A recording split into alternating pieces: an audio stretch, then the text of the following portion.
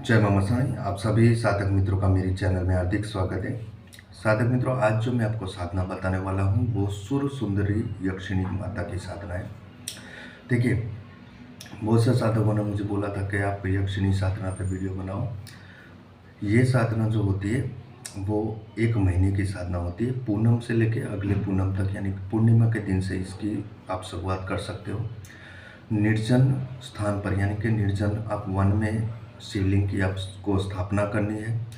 उनको दूध और जल से उनका अभिषेक करके, घी का दीपक जागृत करके, सामने अगरबत्ती जागृत करके, फल का आपको उनको भोग लगाना है और उनके आसन पर बैठकर लाल चंदन की माला या फिर रुद्राक्ष की माला से भी ये साधना कर सकते हो। तीनों संध्या में, यानी कि सुबह में, दोपहर में और शाम के समय, यानी कि प्रदोष काल में शाम के समय आपको तीनों समय 10-10 माला, यानी कि 3000 बार प्रतिदिन जो मैं मंत्र बताऊंगा उस मंत्र का आपको जाप करना है और उस मंत्र को साधना है।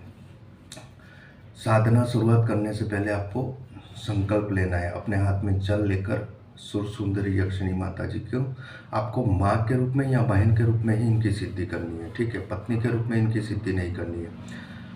और इनकी साधना सिद्ध होने के बाद साधक के सभी मनोकामनाओं की पूर्ति करती है। आयु, आरोग्य, ऐश्वर्य, वो सब कुछ इनकी कृपा से आपको प्राप्त हो जाता है। इनकी सिद्धि कंटिन्यूस आपको 1 महीने तक, इस पूर्णिमा से लेकर अगले पूर्णिमा तक प्रतिदिन इस तरह से आपको साधना करते रहना है। बीच में एक दिन भी छूटना नहीं चाहिए, यानी कि साधना खंडित नहीं होनी चाहिए।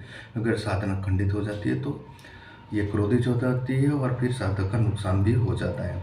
तो खास तरीके से आपको ध्यान रख के सावधानीपूर्वक ये साधना करनी है। मंत्र मैं आपको बता देता हूँ। मंत्र इस प्रकार है: ओम ह्रीं ह्रीं आगच्छ आगच्छ सुर सुंदरी स्वाहा।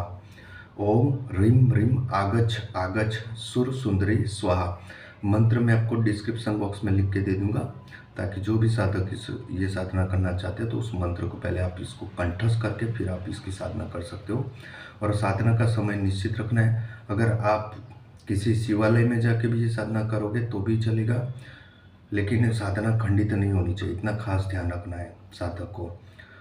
और निर्जन वन में तो अच्छा रहेगा, क्योंकि वहाँ पे कोई आपको डिस्टर्ब भी नहीं करेगा और वहाँ से आपकी साधना आराम से सिद्ध भी हो जाएगी।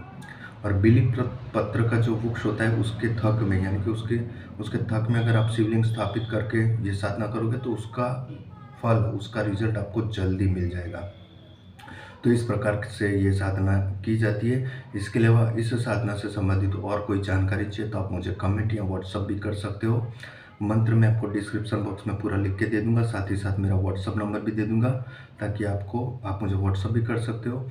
और मित्रों, मेरी चैनल को लाइक करें, शेयर करें और सब्सक्राइब करें, ताकि आने वाले जो भी वीडियो मैं अपलोड करूँ वो आपको पहले से उपलब्ध हो जाए। जय मामा साईं।